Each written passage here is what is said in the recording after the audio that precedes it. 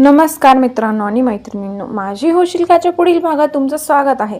तर 2-4 दिवस माझी तब्येत खराब होती, त्यामुळे मी काही भाग टाकूच शकले नाही आणि तुमचे खूपच सारे मेसेज येत होते.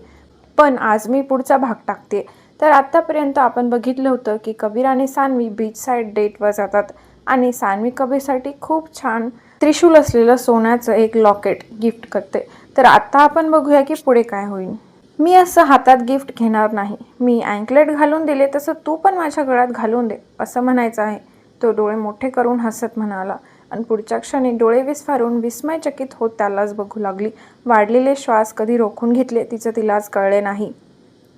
त्याचे शब्द कानात प्रोसेस होऊन मेंदूपर्यंत जायला 2 मिनिट लागली. तोपर्यंत धक्का लागल्यासारखी एकटक त्यालाच बघत होती. आपण काही चुकीचं ऐकलं का म्हणून पुन्हा तो काहीतरी बोलेल याची वाट बघत त्याच्याकडेच आ वासून बघत होती. हॅलो, कळलं ना? तो तिच्या हाताला टच करत म्हणाला. त्याच्या हाताच्या स्पर्शाने करंट लागल्यासारखं झटकन तिने हात मागे घेतला आणि जोरात श्वास घेत डोळे मोठे करून त्याच्याकडे बघू लागली. तो भुवया उंचावत खट्याळपणे हसत तिला बघू लागला. माझ्या गळ्यात त्रिशूलचं लॉकेट घालून देतेस ना? तो तिच्या डोळ्यात आपली खट्याळ नजर स्थिर करत त्याची गळ्यातली टाय लूज करत हसत म्हणाला. ती डोळ्यांची फडफड करत बोलत होती, पण शब्दांची पकड येत नव्हती. त्याने शर्टचं पहिलं बटन काढतच दुसऱ्या हाताने बॉक्स तिच्यासमोर धरत म्हणाला. तो शर्टचं पहिलं बटन काढत होता तसं तिने घाबरून भिरभिरणारी नजर खाली घेतली. तिच्या पोटात गोळा येऊन फुलपाखरू उड्या मारू लागले होते. अंगाला गोड काटा सरसर येऊ लागला. डोक्याला मुंग्या येऊन डोकं सुन्न पडू लागलं. त्याला हात लावणं म्हणजे शरीरातलं सगळं अवसानच गळून गेलं होतं. कधीच स्वतःहून ती त्याच्याजवळ गेली नव्हती आणि आज तो स्वतःहून तिला जवळ बोलवत होता. त्या विचारानेच कसं तरी होऊ लागले होते. त्यात हा खट्याळ गार वारा तिला काही सुधरू देत नव्हता. मनातल्या मनात तिला असं वाटलं, उगाच आपण त्याच्यासाठी गिफ्ट घेऊन आलो. मंजिरी बोलत होती, एक वॉच घे. तिचं ऐकलं असतं तर बरं झालं असतं. वॉच लांबून तर घालता आली असती. नंतर तिच्या डोक्यात विचार आला, जर आपण शर्ट घेतला असतात तर? तिने लगेच तिची नजर वर केली आणि त्याच्याकडेच बघू लागली. हृदयाचे ठोके जोरजोरात वाजू लागले ना. आतापर्यंत त्याने त्याच्या गळ्यातली टाय लूज केली होती आणि तिने लगेच नजर फिरवली. पाठीच्या मणक्यापासून ते मानेपर्यंत थंड लाट पसरून गुदगुल्या होऊ लागल्या. त्याला बघताना तिलाच लाज वाटू लागली. अवंती लाजतच बसणार आहे का? तिचे गुलाबी गुलाबी गाल बघत किंचित गालात हसत म्हणाला. ते तुम्ही घरी जाऊन घाला. आत्ता ते घरी जायला उशीर होत आहे. ती अडखळत बोलत तिच्या मांडीवरची पर्स उचलून उभी राहत म्हणाली. नो, तुझं गिफ्ट तेव्हाच मी घेईल जेव्हा तू स्वतःहून माझ्या गळ्यात घालून देशील. तो कपाळावर आठ्या पाडून चिडून म्हणाला. ती ओठ दाबून बारीक चेहरा करून त्याच्याकडे बघून बोलत होती की त्याने भुवया जोडत हातात धरलेला बॉक्स टेबलवर आदळला. तशी ती गप्प होऊन केविलवाण्या नजरेने त्याच्याकडे बघू लागली. आज त्याला तिच्या निरागस चेहऱ्यावर बिलकुल दया दाखवायची नव्हती. एवढा भारी चान्स तो सोडणारच नव्हता. आवडलं होतं, पण ठीक आहे, तुला जेव्हा वाटेल तेव्हा दे. Let's go. तो रागात कपाळावर आठ्या पाडून चेअरला मागे अडकवलेला ब्लेझर घेत उठतच होता की गोंधळून पटकून त्याच्यासमोर येऊन उभी राहिली. तो मान किंचित उंचावून रोखून तिला बघू लागला. हां, थांबा. तिने पटकून गडबडून टेबलवरचा बॉक्स आपल्या हातात घेतला. त्याला आपलं गिफ्ट आवडलं आहे. फक्त एकच छोटीशी मागणी करत आहे आणि ती आपण पूर्ण करू शकत नाही हे लगेच तिला वाटून गेलं आणि दुसऱ्या क्षणी पण एवढा हट्ट का? एवढे नखरे कशाला करायचे हे पण वाटून गेलं. काय त्रास देत आहे कुणास ठाऊक. ती बॉक्स उघडून त्या लॉकेटला एकटक बघून विचार करत होती. 5 मिनिटे झाली तरी ती अजून तिच्या विचारातच मग्न होती. तसं मनातच सुस्कारा सोडून त्याने टेबलवर असणाऱ्या आपल्या हाताची मूठ घट्ट करून नजर खळखळणाऱ्या पांढऱ्या शुभ्र समुद्रावर स्थिर केली. आज रात्र त्या समुद्राला बघण्यातच जाते की काय असं मनात वाटून गेलं आणि हळूहळू त्याच्या रागाचा पारा चढू लागला. अवंती, तो दात घट्ट आवळून तिच्याकडे रोखून बघत म्हणाला. तशी ती आपल्या विचारातून बाजूला होत दचकून त्याच्याकडे बघू लागली. तुला कुठली मॅजिक येते का? तो डोळे थोडे ताट करत म्हणाला. तशी ती न समजून त्याला बघू लागली. त्याच्या बोलण्याचा अर्थ तिला कळाला नव्हता. म्हणजे त्या लॉकेटकडे बघितलं तर आपोआप ते माझ्या गळ्यात येऊन पडेल असं काही? तो एका हाताने हातवारे करत कुचकं हसत म्हणाला. ती किंचित डोळे बारीक करत त्याच्याकडे बघू लागली. तो तिची खिल्ली उडवत आहे हे लगेच त्याच्या बोलण्यातून कळालं.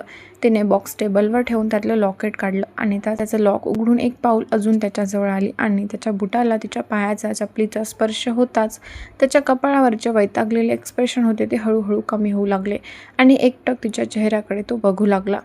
ती अजून त्या लॉक काढण्यातच मग्न होती. हात तिचे थरथर कापत होते, त्यामुळे ते लवकर निघत नव्हते. एका खांद्यावरून तिची सुळसुळीत ब्लॅक कलरची ओढणी खाली सरकत होती. ती एका हाताने त्याला सारत होती. तिच्या बारीक बारीक हालचाली अगदी मन लावून तो टिपत होता आणि तिच्या आदांवर हळूहळू त्याचं हृदय धडधडत होतं. तिने चेनचे 2 टोक दोन्ही हातात धरत त्याच्या समोर धरलं. तो डोळे ताट करून प्रश्नार्थी तिच्याकडे भुवया उंचावत बघू लागला. तिच्या चेहऱ्यावर घाबरलेले, गोंधळलेले, वैतागलेले एक्सप्रेशन मिक्स्ड होते. तिलाच समजत नव्हतं त्याच्या गळ्यात कसं घालावं. पोटात गोळा दाटून श्वास जड होऊ लागले. त्याची नजर तिच्या पायावर गेली, कारण तिच्या चपलीचा स्पर्श त्याला त्याच्या पायाला जाणवत असल्यामुळे कळत होतं की तिचा पाय थरथर कापत आहे. तिच्या चेहऱ्यावर घाबरलेले, गोंधळलेले, वैतागलेले एक्सप्रेशन मिक्स झाले होते. तिलाच समजत नव्हतं त्याच्या गळ्यात कसं घालावं. पोटात गोळा दाटून श्वास जड होऊ लागले. त्याची नजर तिच्या पायावर गेली, कारण तिच्या चपलीचा स्पर्श त्याला त्याच्या पायाला जाणवत असल्यामुळे कळत होतं की तिचा पाय थरथर कापत आहे. पुढच्या क्षणाला त्याने तिचा हात पकडून तिला आपल्या जवळ ओढून घेतलं. ती डोळे मोठे करून गोंधळलीच होती की दुसऱ्या मिनिटाला त्याच्या मांडीवर येऊन आदळली. एकतर आधीच त्याला हात लावायचं म्हणून हातपाय थरथर कापत होते आणि अचानक त्याच्या इतक्या जवळ आल्यामुळे तर तिचे श्वासच रोखले गेले होते. भेदरलेल्या नजरेने त्याच्या डोळ्यात बघत होती. दोघे एकमेकांच्या डोळ्यात आरपार बघत होते. त्याच्या चेहऱ्यावर एक विजयास्पद हसू पसरलं होतं आणि ती सस्याच्या पिल्लासारखी घाबरून डोळ्यांची उघडझाप करून त्याच्याकडेच बघू लागली. दोन्ही हात तिने घट्ट एकमेकांमध्ये गुंफवले होते. घाबरल्यामुळे तिच्या हातातलं लॉकेट पडत होतं की त्याने व्यवस्थित ते लॉकेट त्याच्या हातात घेतलं होतं. ती जवळ असल्याने त्याला जगाचा विसर पडत होता. एक वेगळी जादू तिच्यात होती. फक्त तिच्यात हरवून जायची इच्छा होत होती. ती इतक्या जवळ असल्याने तिच्या अत्तराचा सुगंध त्याला वेड लावत होता.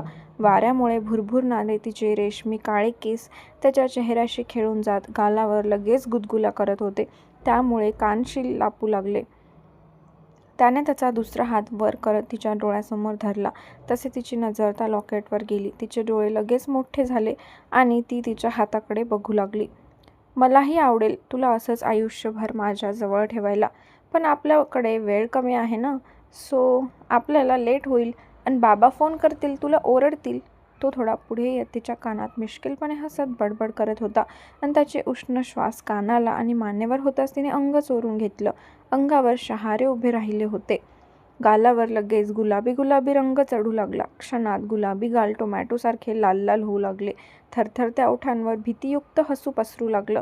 त्याला आपलं हसू दिसू नये म्हणून तिने पटकन तिचा हात क्रॉस तिच्या चेहऱ्यावर ठेवला. तो लगेच मागे होऊन चेअरला रेलून तिला बघू लागला. उफ, तिच्या अशाच अदांवर त्याचा जीव अगदी विरघळून जात होता. तिचं लाजणं बघूनच तिच्यावर किती प्रेम करू आणि किती नाही असं होऊन जात होतं. तिला आपल्यापासून 1 मिनिटसुद्धा दूर करायची इच्छा होत नव्हती. स्वीट हार्ट, त्याचा घोगरा आणि सिलेक्टिव्ह करणारा आवाज तिच्या कानावर पडला. तसं पुन्हा एकदा अंग शहारून गेलं. तिने लगेच चेहऱ्यावरचा हात काढला आणि त्याच्याकडे न बघताच लॉकेट घेतलं आणि हात पुढे करत त्याच्या गळ्यात घालू लागली.